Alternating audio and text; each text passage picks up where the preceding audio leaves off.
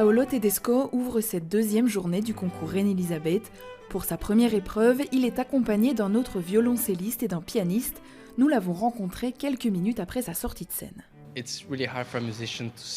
C'est très difficile pour les musiciens de dire qu'ils sont ravis de leur performance. C'est très rare et je suis assez critique avec moi-même en général.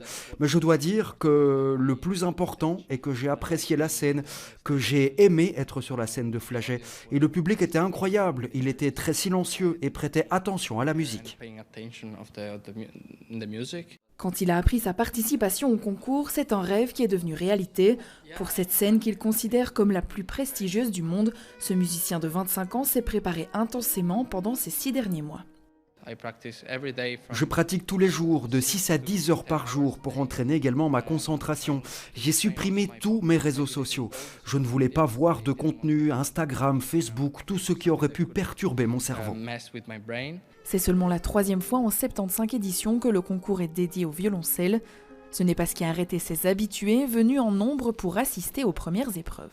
J'adore le violoncelle. La manière de le tenir aussi, c'est très, très intime. C'est vrai que normalement, c'est plutôt le violon ou le piano qu'on préfère. On est quand même sensible au violoncelle. C'est un instrument, excuse-moi du terme, c'est même sensuel.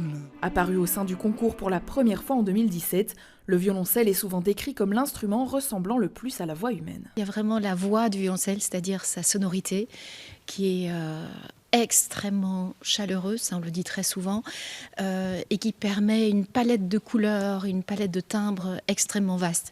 Donc un violoncelle, ça peut être une voix vraiment très grave, voire même presque terreuse, on va dire, dans les graves. Et puis ça peut être une voix complètement cristalline dès lors qu'on va dans les aigus. Les premières épreuves de qualification pour les demi-finales se poursuivent jusqu'au 9 mai.